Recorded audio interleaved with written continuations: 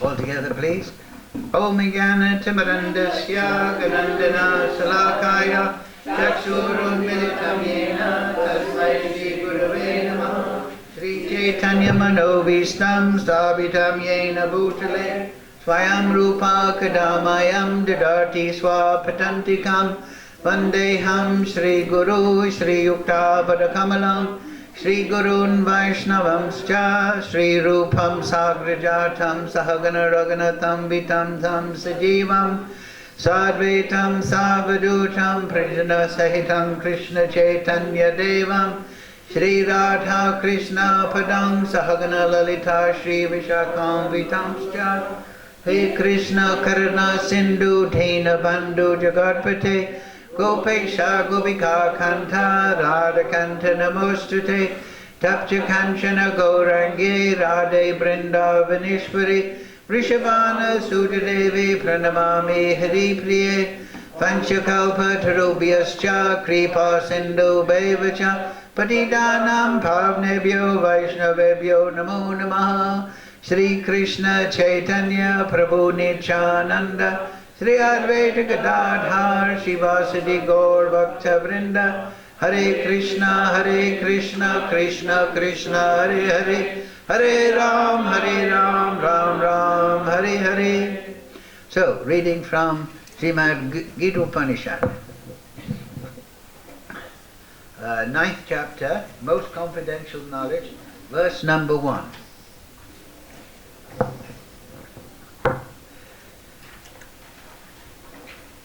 So,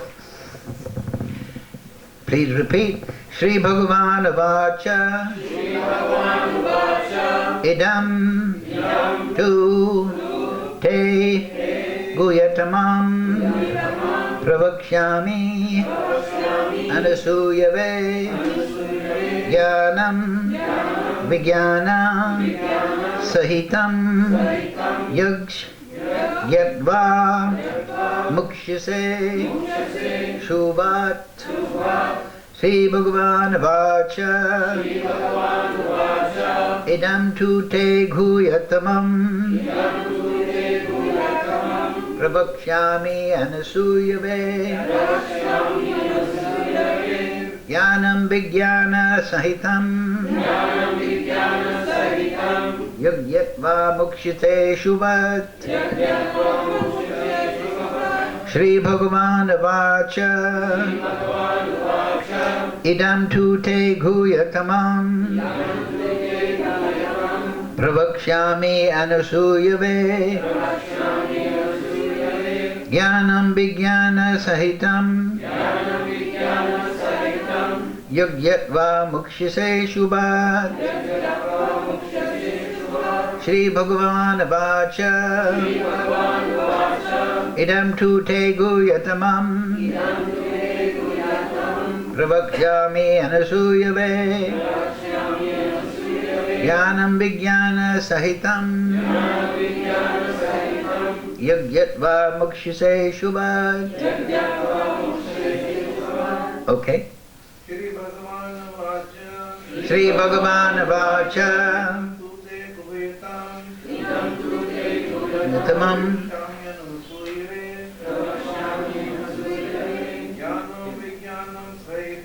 Jnana Vijnanam Sahitam Yagyatva Mukshise Shubhat. Shri Bhagavan Vacha Tuje Gudatamam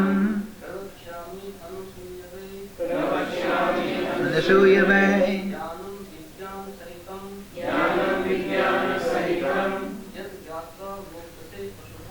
Yagyatre Mukshise Shubhat. Shri Bhagavan Vacha Tuye Guyatamam Prabhakshami anasuyave Vijnana Sahitam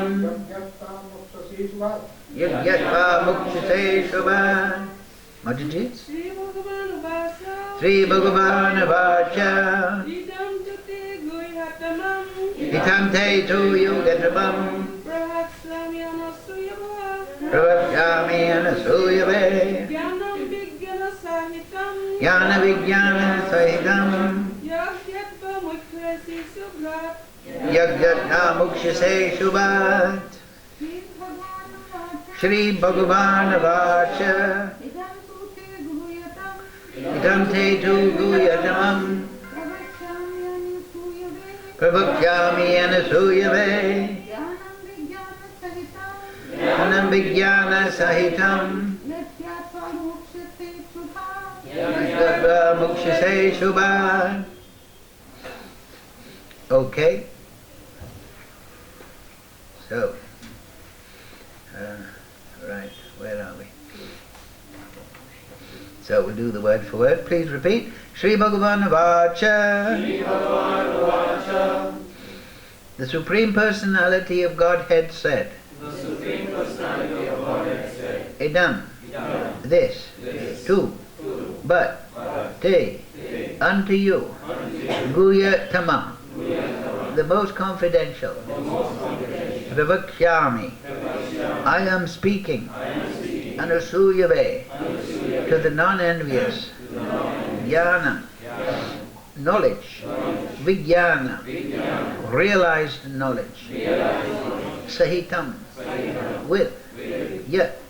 Which. Yatva. Knowing. Mukshase. You will be released. Asubat. From this miserable material existence. Translation Srila Prabhupada. The Supreme Personality of Godhead said. The Supreme Personality of Godhead said. Well, you repeat after me actually. I'll read it completely, okay? Just like the old days. The Supreme Personality of Godhead said, My dear Arjuna, because you are never envious of me, I shall impart to you this most confidential knowledge and realization, knowing which you shall be relieved of the miseries of material existence. Please repeat. The Supreme Personality of Godhead said. The Supreme Personality of Godhead said. My dear Arjuna, because you are never envious of me, I shall impart to you this most confidential knowledge, and realization, which you shall, knowing which you shall be relieved of the miseries of material existence. Purport Srila Prabhupada. As a devotee hears more and more about the Supreme Lord, he becomes enlightened. This hearing process is recommended in the Srimad Bhagavatam. The messages of the Supreme Personality of Godhead are full of potencies, and these potencies can be realized if topics regarding the Supreme Godhead are discussed among devotees. This cannot be achieved by the association of mental speculators, academic scholars, for it is realized knowledge. The devotees are constantly engaged in the Supreme Lord's service. The Lord understands the mentality and sincerity of a particular living entity who is engaged in Krishna consciousness and gives him the intelligence to understand the science of Krishna in the association of devotees. Discussion of Krishna is very potent, and if a fortunate person has such association and tries to assimilate the knowledge, then he will surely make advancement toward spiritual realization. Lord Krishna, in order to encourage Arjuna to higher and higher elevation in his potent service, describes in this 9th chapter matters more confidential than any he has already disclosed. The very beginning of Bhagavad Gita, the 1st chapter, is more or less an introduction to the rest of the book, and in the 2nd and 3rd chapters the spiritual knowledge described is called confidential. Topics discussed in the 7th and 8th chapters are specifically related to devotional service, and because they bring enlightenment in Krishna consciousness, they are called more confidential. But the matters which are described in the 9th chapter deal with unalloyed pure devotion. Therefore this is called the most confidential. One who is situated in the most confidential knowledge of Krishna is naturally transcendental. He therefore has no material pangs, although he is in the material world. In the Bhakti Rasamrita Sindhu it is said that although one who has a sincere desire to render loving service to the Supreme Lord is situated in the conditional state of material existence, he is to be considered liberated. Similarly, we shall find in the Bhagavad Gita 10th chapter that anyone who is engaged in that way is a liberated person. Now, this first verse has specific significance. The words idam jnanam, this knowledge, refer to pure devotional service, which consists of 9 different activities: hearing, chanting, remembering, serving, worshipping, praying, obeying, maintaining friendship, and surrendering everything. By the practice of these 9 elements of devotional service, one is elevated to spiritual consciousness, Krishna consciousness. When one's heart is thus cleared of material contamination, one can understand this science of Krishna. Simply to understand that a living entity is not material is not sufficient. That may be the beginning of spiritual realization, but one should recognize the difference between the activities of the body and the spiritual activities of one who understands that he is not the body. In the 7th chapter, we have already discussed the opulent potency of the Supreme Personality of Godhead, his different energies, the inferior and superior natures, and all this material manifestation. Now, in the 9th chapter, the glories of the Lord will be delineated. The Sanskrit word anasuyave in this verse is also very significant. Generally, the commentators, even if they are highly scholarly, are all envious of Krishna, the Supreme Personality of Godhead. Even the most erudite scholars write on Bhagavad Gita very inaccurately. Because they are envious of Krishna, their commentaries are useless. The commentaries given by devotees of the Lord are bona fide. No one can explain Bhagavad Gita or give perfect knowledge of Krishna if he is envious. One who criticizes the character of Krishna without knowing him is a fool. So such commentaries should be very carefully avoided. For one who understands that Krishna is the Supreme Personality of Godhead, the pure and transcendental personality, these chapters will be very beneficial.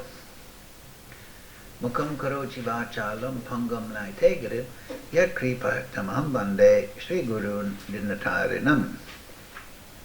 Sri Bhagavan vacha idam tu te guyatamam pravakshami anasuyave jnana vijnana sahitam yat yakba mukshite shuvat. The Supreme Personality of Godhead said, "My dear Arjuna, because you are never envious of me, I shall impart to you this most confidential knowledge and realization, knowing which you shall be relieved of the miseries of material existence." Yes. So this most confidential knowledge, this jnana, this knowledge is bhakti. You'll find in the 18th chapter 3 departments to knowledge. There is the knower, the person, the process of knowledge, and then the object of knowledge, that which is being understood. Knower, process, and object. So this knowledge is bhakti. This is the most confidential knowledge. Of course, I remember when I was a new devotee, actually, still a new devotee, still not a devotee, but anyway, I remember reading this chapter and thinking, most confidential knowledge, and I read it very carefully, and I said, what is it? Where does Krishna say the most confidential knowledge? So then I realized it's bhakti. What we take for granted, that bhakti is the highest, higher than karma yoga, higher than jnana, higher than Astanga yoga, so on and so forth. Bhakti is the highest knowledge.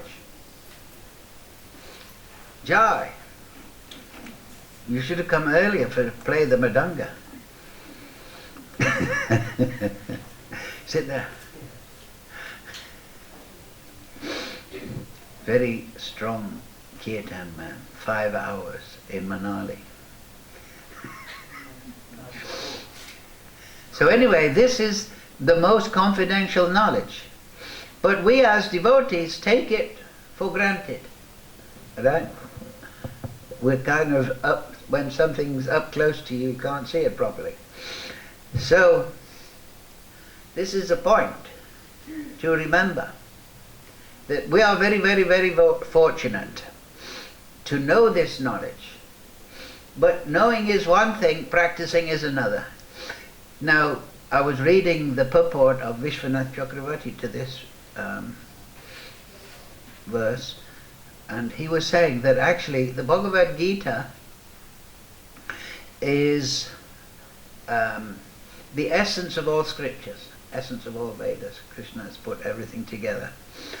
Out of the 18 chapters of the Gita, the middle 6 chapters, they are the essence of the Gita.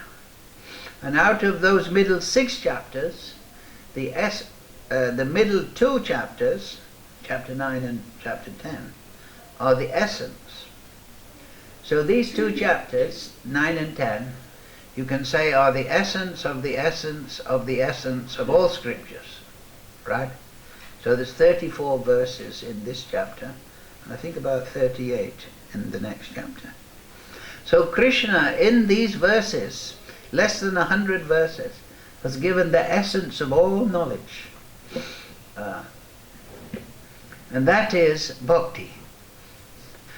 Because the process of bhakti, we may know as the knower bhakti, but the process of bhakti, if we follow it, like we say, knower, process, object of knowledge, devotee or applicant devotee, bhakti, and Krishna, Krishna's devotees.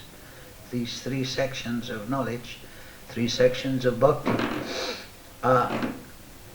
If we understand these chapters, then we understand the essence of the essence of the essence of all scriptures. And the essential thing, like I said, when I was, just beginning to study Gita and so on, what is that most confidential knowledge? So that is given in the final verse, actually. I'll read it for you. It's one of the 2 verses that are repeated. Manmana bhava mad bhakto madhyaji mam namaskuru mama vaishasi yuktvaivam atmanam matparayana. Engage your mind always in thinking of me, become my devotee, offer obeisances unto me, and worship me. Being completely absorbed in me, surely you will come to me. So this is the essence of all knowledge, the most confidential knowledge. This is the highest practice. Manmana bhava mad bhakto madhyadi mam namaskaru. So we find that there is 3 psychic movements in the consciousness. One thinks, then one feels or intuits, and then one comes to a decision, one will. Prabhupada says thinking, feeling, willing. So this is manmana bhava mad bhakto madhyaji. First think of Krishna. In what way we should conjure up bhakti, mad bhakto, madhyaji, and willing. We should act, or we should offer everything, all our activities to Krishna. And then the 4th one, thinking, feeling, willing, and then acting. So, action, that means mam namaskaru. This is particularly mentioned here for the sadhakas, and Arjuna is representing the sadhakas, that we should be very careful to approach Krishna with great awe and reverence, just like we approach the qualified spiritual master with great awe and reverence. And then Krishna, within the heart, Supersoul, will reveal everything. This is the special quality of bhakti. So thinking, feeling, willing, acting. Manmana, always think of Krishna, be his devotee, feeling, willing, offering everything to Krishna, my decision and my action, mam namaskaru. Offer everything to Krishna. So this is the most confidential knowledge. And then what happens? Krishna says, surely you will come to me. So in the previous two chapters, we were discussing how Krishna explains that in this material world, everything is a place of misery. And then he talks about the transcendental world. And then he explains that the living entities don't belong in this fog of misery, they belong to that spiritual world. So now Krishna, after contrasting the spiritual world with the material world, and how the sublime nature of the spiritual world is there, eternal, full of knowledge, full of bliss, the true home of the living entity, then now he's giving the process. Before one takes to medicine or a process or some healthy regimen, one must be convinced of the necessity. If you think you're full of beans and full of health, you don't go to the doctor, you don't take the medicine, you don't take the supplement, the vitamin B12 or whatever. You think, I'm okay, I don't need everything. But if you understand, oh, I'm not so well, then you start to take the process. So initially we have to understand the inebrities of the material world. We have to understand that it's a cycle of birth and death. And even if we go to Brahmaloka, we're still in the cycle of birth and death. And in this chapter, Krishna explains those that worship the demigods, they may go to the planets of the demigods, but they only achieve flickering happiness, an ephemeral agitation of the senses, but they're only achieving birth and death.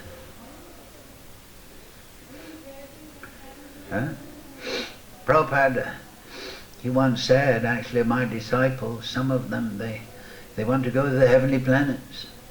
So when we're materially conditioned, we might think, oh, heavenly planets, Indra, Apsaras, Vijayadaras, no factories, no traffic jams, no dental problems. We'll live there for millions of years. But, exactly, millions of years is millions of years. It's still going to be punctuated. Life is a sentence with a full stop. And what is that full stop? It is a change of body. So actually it's more like a semicolon. The sentence carries on. But we should become free. We should become free of this cycle of birth and death. So when this idea, birth and death, is put against the idea of going to Indraloka and enjoying heavenly delights, then it cancels out, right? It more than cancels out. And then if we contemplate, as Krishna said earlier, if you remember last week's class, we were discussing the spiritual world. If you consider that the enjoyment of the material world is in any way comparable to the transcendental abode, that is a great mistake, is it not? Do you think there's something in Indraloka that is not there? Do you think that Goloka is lesser than Indraloka? Of course not. So at the beginning, thinking must be there, consideration. We have to analyze things intelligently. And then we can understand, yes, I should strive for that eternal abode. I shouldn't be attracted by yogic siddhis, by merging in the Brahman, by karma, enjoying the material things. If we have the right conception of the spiritual world, and that conception is understood through bhakti. Therefore Krishna in this verse says, jnana vijnana sahitam, right? Jnana vijnana sahitam. This knowledge is realized knowledge. We've discussed this a lot, not a lot, but in the last two classes, Bhagavatam, previous one, that the special quality or inherent quality or real quality of real religious system is not that it just gives theory. The material world is like this, the spiritual world is like this, but it gives a process by which you can realize that knowledge within yourself. We find now that mainstream so-called religions, we talked about this a lot, they have a man-made dogma. You believe in this dogma, have faith in this dogma, even though it's completely unreasonable if you apply your intelligence. Believe in this prophet and he's the only one, and if you don't, you'll go to hell. But if you just believe, have faith, they're talking about blind faith. If you have blind faith in these peculiar ideas, in these peculiar irrational books that may have a few,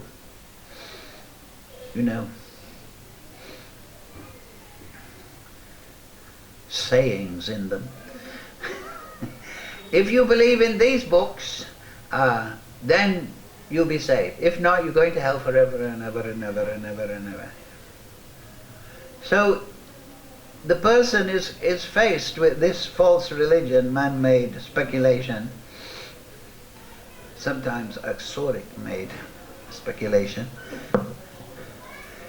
that he has either got to put his intelligence aside and become a fanatic, or he reject the whole lot and become an atheist.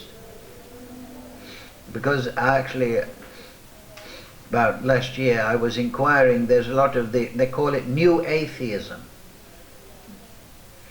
There's a lot of scientists, so-called scientists, they're going around and they speak at universities and they have debates, but they're very careful to only have debates with, incapable people, I've noticed. And their idea is that if they point out the anomalies or contradictions in these scriptures, then God doesn't exist. Right? They're trying to prove that God doesn't exist. So therefore, if I prove that this old scripture, 2,000, 1,500, whatever, if I prove that it is illogical, then God doesn't exist. Is that reasonable? If I write a bad book about Plato, full of nonsense, does that mean Plato doesn't exist? You may be a book reviewer. This is not about Plato. Plato is not like this. He didn't say that. You've mixed in all your crazy ideas. Does that mean Plato doesn't exist? Supreme Lord is not dependent on a book for his existence. Just like a scientist, if you want to make the scientist happy. Okay, he tells a student, prove that oxygen is necessary for combustion. So the student goes away, he constructs an experiment, he writes down all the procedures and conclusion, he gives it back to the professor. And the professor says, this is not proper scientific method, this is not correct. So he rejects the paper. Does that mean that oxygen is not necessary for combustion? Right? So a bad proof does not disprove that which is to be proved. So of course people have a right to question, to inquire. And there are extraordinary things in the Vedic literatures. But I can tell you again, if I may, my own personal experience. At first, before I was a devotee, I used to know a professor in Cambridge, and he told me, oh, you should read Bhagavad Gita. So, and he gave me some other Sufi literatures to read and this and that. So anyway, I was reading it. Oh, but he said it's the Hindu Bible. So I thought, oh my God, another Bible. Because this is not internationally. So I tried to read the Bible. I even tried to read the Quran. Of course you couldn't get the Talmud and the Zohar and so on. And I couldn't get past the first 5-10 pages because it was just like, wow. But when I got Prabhupada's Gita, then I was so impressed. I read it in 2.5 days. And I thought, this book is actually sensible. And I was turning the page and I was thinking, this is all logical and intelligent. And I was a little bit nervous because I was thinking, oh, as I read more and more, I'll find something wrong and I'll have to reject it. Because I thought, because I was looking for something to, some knowledge. So I was thinking, oh, well, you know, it's okay, so far so good, yes, like that. And then I was amazed. I read the whole book and it was all so clear and so intelligent. So the Vedic literatures, they do have extraordinary things about Krishna because we're dealing with the unlimited Supreme Personality of Godhead, the possessor of unlimited potency, the Supreme Controller, who is Ananta, the source of all rasa. So we're dealing with somebody who is not bound by our limitations, particularly as a conditioned soul. We're dealing with somebody who is, in comparison, if you consider Krishna is Ananta, he is unlimited. So if something is, or somebody is unlimited, then everything in comparison to that which is unlimited is insignificant, practically speaking. If it is limited, like the soul, Keshava Satabhagasya, the soul is 1/10,000th part of the tip of a hair, right? Of course the thickness of a hair varies, but say hair, you cut it 100 pieces, then you take one piece and you cut it into 100 pieces. That would be the dimension of the soul. But even if the soul was 10 times that size, it would still be insignificant to the unlimited. Even if Lord Shiva has his transformation of Lord Shiva, of Krishna, but even, and Lord Brahma, he is carrying the whole potency. He's regulating the whole universe. He's the secondary creator of the universe. Krishna gives him potency and the materials to order the universe. And he runs the whole universe. He's, as we said last week, he's the intelligence of the universe, just like we have some intelligence running this body. So Lord Brahma is the intelligence of the universe. Now can you imagine that? You will look up in the sky, thousands and thousands of planets, potency and so on and so forth. And we think, oh, there's 7 billion humans. But that's nothing. 7 billion humans, there's millions and millions of living entities. And there's billions and billions of those living entities on the planet. And this is just one planet.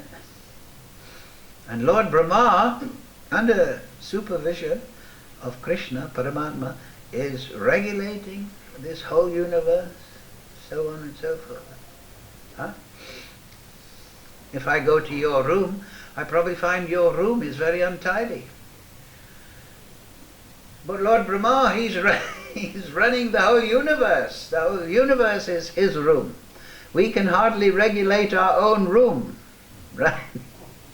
Don't feel upset. I'm sure it's all very tidy.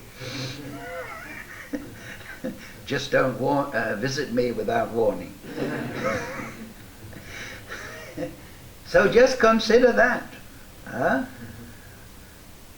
The potency of Lord Brahma, Lord Shiva, Gunavatars, what to speak of Vishnu, unlimited. And this is one of, is explained that there's so many universes that is compared to, like if you have a sack of mustard seed. Sometimes you buy 100 grams of mustard seed from the Walla, and there's millions of little mustard seeds, maybe, I don't know, you can count them if you like. But if you have another lifetime to spare. So all these, and this is a sack of mustard seed, you can imagine, right? Of course, in Loi Bazaar they give you short weight, but still, there's billions and unlimited planets. But that is nothing compared to the spiritual world, which is unlimited. They explain in the Shastra there that in the material world, a cloud appears, is manifest. It is the Pradhan. It is actually the Pradhan, we talked about it, it's a transformation of the Chit Shakti. Spiritual world is made of the Chit Shakti. But Lord Vishnu, he goes to Yoga Nidra, he creates a lower form of the Chit Shakti, Pradhan.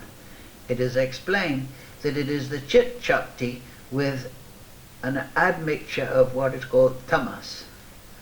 Not the tama gun of the material world, but it makes tamas in terms of ignorance or forgetfulness. So it is Chit Shakti, but it has the effect not of the real Chit Shakti, the pure Chit Shakti. The pure Chit Shakti reveals Krishna at every moment, but the Pradhan has the quality of forgetfulness of Krishna inherent within it. So that is the basic substance. And it's called the causal ocean, but all these billion, unlimited material universes are there, with unlimited living entities within. And Krishna is regulating it all. He's regulating everyone in this, right? A man has 4 or 5 children and he has to struggle to, right, keep it all together. Krishna, it is explained that the universes are just like a mustard seed sitting on the head of an antasation. Just like if you had a mustard seed on your head, you wouldn't feel much effect. So, Ananta, the potencies of the Supreme are unlimited. So these chapters, middle 2 chapters, second one after this, most confident, is the opulence of the Absolute. Having, in the earlier chapter, attaining the Supreme, Krishna has showed the inebrities of the material world. It's a birth of illusion, it's a birth of birth and death. It's a Adidevi, Adi-Atmik, so much misery assailing the living entity. So, but now he's going to fully, in seed form, because of course it's less than 100 verses, he's going to give Arjuna, and thus us, objects for our contemplation. Manmana. What we can think about in the spiritual world. How we can conceive of Krishna. How we meditate and contemplate Krishna. Manmana Bhavamat, in a devotional way, through bhakti process. Madhyaji, offering everything through our attraction and spontaneity for Krishna, because that is our real nature. Jivera Swarupoi Nichera Krishna Das. Attraction to Krishna and service to Krishna is our nature. We have this tamas, we have this attachment to, Swargaloka, mystic powers, how I can become a Siddha yogi and go to Mahaloka, Tapaloka, I can even get the darshan of Lord Brahma and all these. No, if we have the proper conception, or even just a little conception of the unlimited Supreme Lord, His unlimited beauty, right, what do we look at? We look at the sunset. Oh, how beautiful. Oh, we think, oh, this girl, this so beautiful. But unlimited beauty, all in the form of Shyam Sundar. Can we have any comprehension of that? Yes, by bhakti process. And as here, jnana vijnanam. Yes, you can get this knowledge from the Shastra, but then by bhakti process, you can realize this. You can realize this. You don't have to believe in some dogma, but you can actually realize it in truth, personally. And it's not just for the great sages and the great Mahajans and the Parampara. No, it's for everyone. It is the birthright of the living entity, this realization. And there is no obstacle. There is no obstacle. As Prabhu stated in the beginning, right, what did he say? The messages of the Supreme Personality of Godhead, the more devotee hears and hears, he becomes enlightened. In the Bhagavatam, the message of the Supreme Personality of Godhead are full of potencies, and these potencies can be realized if topics regarding the Supreme Godhead are discussed among devotees. This cannot be achieved by association, mental speculation, academic scholars, for it is realized knowledge. So this is the real point. What we're doing here, discussing, thinking about Krishna, this releases the potencies of the Supreme Lord. Sadhu Sangha, Sahava Shastra, Lavamata Sadhu Sangha. And then when that potency, by grace of Krishna, by grace of Vaishnava, by grace of Guru, enters the assembly, then every devotee gets realization of the Supreme Lord, direct and personal. So, therefore, Krishna sets up this chapter with 3 very important verses describing the potency of this bhakti, this wonderful thing, this most confidential knowledge. So I'll read those 3 verses. My dear Arjuna, because you are never envious of me. First qualification, you should not be rebellious towards Krishna. You should accept his supremacy. Actually, many years ago, I did a search. Why does the living entity reject the service of Krishna, come to the material world? So in the folio you can do searches, so on and so forth. So I wanted to know what was any specific reason why the living entity rejects. So in the search it became very clear that the particular reason that the living entity rejects the chance to serve Krishna and goes into the Maya Shakti is because Krishna is supreme. He has a perception that the Supreme Lord is superior to himself. Mahavishnu is superior to us. Krishna is superior to us. Supreme Lord is unlimited. So he's superior. So, no. Why should I reject that superior person and I will be the superior person. So Krishna says, okay, go into the material energy, you'll be superior to that material energy. I'll become the material energy and you can be superior to me in that way. So therefore, if we have come into the material world because we have rejected Krishna on the basis of his supremacy, if you reverse that, you can understand, then if we want to go to the spiritual world, we have to accept the supremacy of Krishna. Huh? That means non-envious, you see. Like, nobody is envious of the man in the street or the man sleeping on the side of the road. Like, I go home at night, they're actually fortunate, but they may be sleeping on the door, on the step, the wood of the shops in Roy Bazaar. They're actually fortunate to be in the dorm, but it's very chilly and all that. But, so nobody is criticizing that person. Oh, look at him, he doesn't look like he had a bath last night for a week or two. Nobody is saying that. But people are envious of somebody they perceive to be superior. Huh? Isn't it?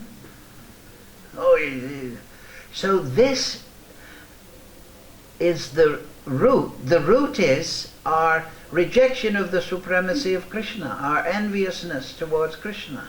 We think, oh, Krishna is superior. So when we see superior person, we want to reject that person. But the non-envious, the devotee is non-envious. He accepts the supremacy of Krishna. He takes shelter of Krishna. Anyway, that's one point. I shall impart to you this most confidential knowledge, realization, knowing which you shall be relieved, right? So that's the first effect. You'll be relieved of the material. So first effect of bhakti jnana is that you become liberated. You become liberated. Second verse, Raja Vidya Raja Guya. This knowledge is the king of education, the most secret of all secrets. It is the purest knowledge. And because it gives direct perception of the self by realization, Krishna is saying again this point. Direct perception, that means you personally realize Krishna, not just theoretically, but directly, if you follow the process. It is the perfection of religion. It is everlasting and it is joyfully performed. So after liberation you get anand. Joyfully performed. Susukham kardam avyayam. Avyayam. That means it's inexhaustible. You never become satiated. Those who are but then Krishna, good spiritual master to Arjuna, he also puts in this verse a little note to Arjuna. Those who are not faithful on this devotional service cannot attain me, O conqueror of enemies. Therefore they return to the path of birth and death in this material world. So again Krishna is saying, look, if you take to bhakti, you'll get eternal liberation and anand in the unlimited spiritual world, free of time and the restraints of space and time in this material world. You'll be there in a place of ecstasy. You'll be in a state of knowing. Sachidananda Vigraha, your real personality will be revealed. But if you're not Ashraddha Dana Purusha Dharmasyasya Parantava, if you're not faithful then, well, you may have to go back to the material world, to the cycle of birth and death. So then, after this, and I encourage you all to read the slokas in a stream, you will find that Krishna explains that everything is emanated from him. He's the unlimited source. But, so this is the Achincha Veda Bay chapter. Everything is me, Krishna says, and yet everything is in me, and yet I am not in them. Veda Veda. Achincha Veda Veda. So everything is the energy of Krishna, and yet Krishna is separate. Krishna lives everywhere, he's all pervasive, yet he has his own abode. So and then he explains, later on, those that worship the demigods, they go to the place of the ghosts and spirits, Tamagun, they go there. Those who worship forefathers go there. But those who worship me come to me. So he makes the point, very important point, that yes, everything is Krishna, but you must worship that transcendental Lord, the Lord of Golok. That's verse 22.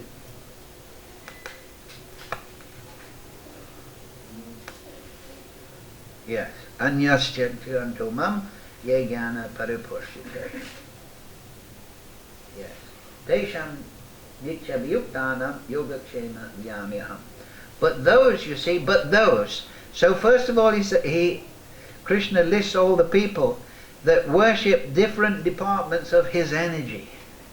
The demigods, they're supervising that department, the ghosts and spirits, Tabagun and so on.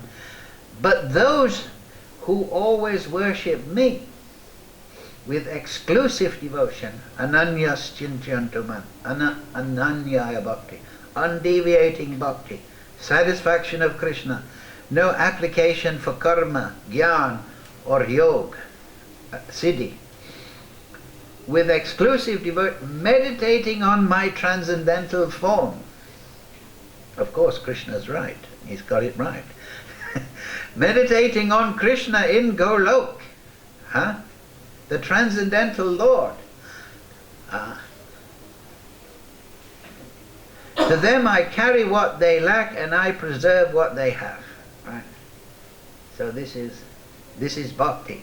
Yes, everything is the energy of Krishna, but we meditate upon Krishna, the source of all, the cause of all causes, resident in his own abode, the transcendental Lord.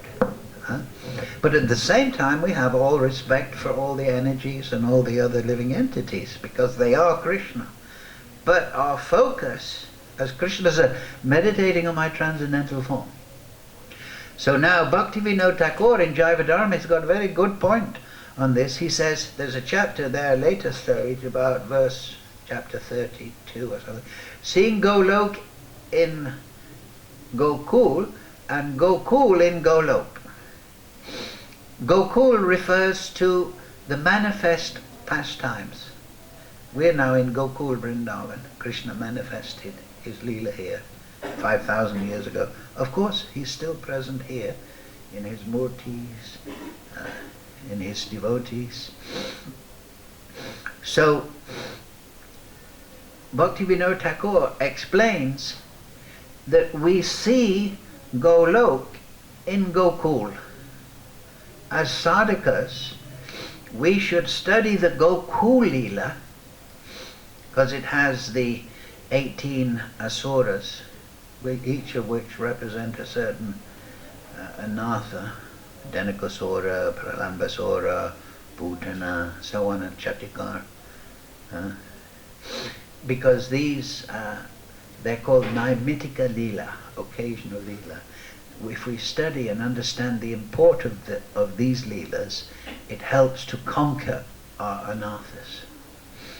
So the anathas, the demons in those Naimitika Leela, killed by Krishna, Krishna kills those anathas in our heart. But the demons like Pralambasura, Davida, other demons, Denakasura, they are the anathas, the devotee through Bala, through Bhajan Bal, Balaram, given by Balaram representing Guru. The devotee has to struggle with them. Pralambasura, what does he represent? He dresses like a devotee and he enters the assembly of devotee, but his motive is not bhakti, but it is disturbance. So a devotee has to struggle with sincerity. I don't want karma jnana yoga. Through this knowledge, he put them aside. Davida, licentious behavior, right? He was winking at the gopis, rolling his teeth. So, of course, so a devotee should be very moral and upright and respectful. He shouldn't be licentious. He should be in this way. So you can go through all the Denakasura. What is Denakasura? The Denakasura given by Baladev. Krishna asked Baladev, what shall I do about this crazy Denakasura, ass demon? He was stopping the cowherd boys enjoying the nectar of the tal fruit. The donkey can't eat the tal fruit. You know tal fruit with orange inside? Everybody knows. So every 3 years the tal fruit will come from the tal. It's like a palm tree. I've got 3 outside my house. Very rare in Vrindavan. But anyway, the Denakasura can't enjoy those. So he wants to stop everyone. So Denakasura means the idea that you just work like an ass. You work hard for Krishna. But you don't have to bother about Siddhanta and sadhana. Just work for Krishna. No. So then you don't taste the nectar, because Krishna says it, Prabhupada, if you remember, hearing in the association of devotee, the Leela of Krishna. So anyway, this Gokul Leela, we study it in the Bhagavatam, and then we see Golok. And of course our acharyas, 6 Goswamis, there's discussion in different Vaishnava acharyas, that actually many acharyas say that Gokul is the higher Leela than Golok. Because here Krishna is actually born. Here Krishna is actually in danger, so to speak, from Putana. Here the gopis are actually married, it's not just rumored. So actually Gokul is the support of so many rasas that are manifest in Golok. They're rooted in Gokul. So Gokul, when you're staying here, don't think, oh, Golok is better than Gokul. That is not what acharyas say. This is equivalent at least, and many acharyas say this is a better place. Therefore Lord Chaitanya said, Janmani Janmani Ishvari. Let me go with the Gokul Leela from universe to universe, because it's more intense in one sense. Of course, these very high subtle topics, those things are given in the Shastra for our contemplation.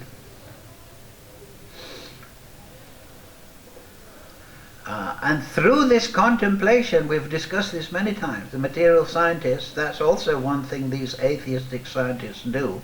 They want to make an experiment to prove that God exists in my test tube. Because God is everywhere, He's in my test tube. Yes, He's in your test tube, but He's not going to reveal Himself to you, because He's on a transcendental platform. So you have to purify your consciousness, and that is the instrument of inquiry. That is the process, bhakti process. That's why we follow regulative principles. We don't want pop. We want to purify the consciousness, and then we can gain attraction to Krishna. And when the mind is flowing to consciousness, is flowing towards Krishna, then we realize Krishna automatically. Because the soul is a knower, like we said at the beginning of class. The soul by nature is a knower. But we're covered by the Maya Shakti, so we're in illusion about things. But in the spiritual world, everyone is knowing everything. It's a state of knowing rather than a state of illusion. And that state of knowing is the nature of the soul. Huh? Here we're confused, bewildered. We don't know where to put our energy. But here Krishna is explaining, he's praising.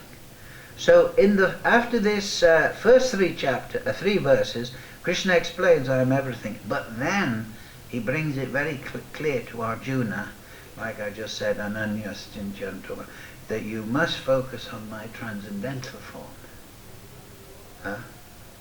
Yanti Deva Pratod. Those that worship me, they come to me. And when he says me, he doesn't mean like, the Mayavadi idea. Oh, everything is Krishna, therefore I'll worship the bookcase. Or my television set. I'm meditating on Krishna when I watch the BBC or something. No. That's not what Krishna says. Also, bhakti process means Krishna Sambandha, Nirbandha Krishna Sambandha, Yukta Vairag. It means that you do things that are favorable, suitable for the service of Krishna. Majaji doesn't mean you do anything, but it means you do something that is favorable towards Krishna. For instance, you don't offer meat to Krishna. That would be unfavorable. Right? You can't say, oh, I eat meat, and then... But then Prabhupada did say, if somebody drinks alcohol and he thinks, oh, this fine taste, this is Krishna. Well, that's okay from the beginning platform, right? But that's why this is the most confidential knowledge. If you remember Prabhupada's purport, he said in chapter 2, this was confidential, this was more confidential. So there's progression, but the final point, and this is what I was trying to figure out when I was a new bhakta, what is that most confidential knowledge? And I was searching this chapter trying to think. And this is the actual most confidential knowledge. To worship Krishna, realize Krishna. And Lord Brahma, I've mentioned it a number of times recently, in the Brahma Samhita, before Chintamani Prakara Satma Sukha, those verses. 3 or 4 verses before that, Lord Brahma says, this meditation is to be passed down in my sampradaya. So what is that meditation? Anybody remember?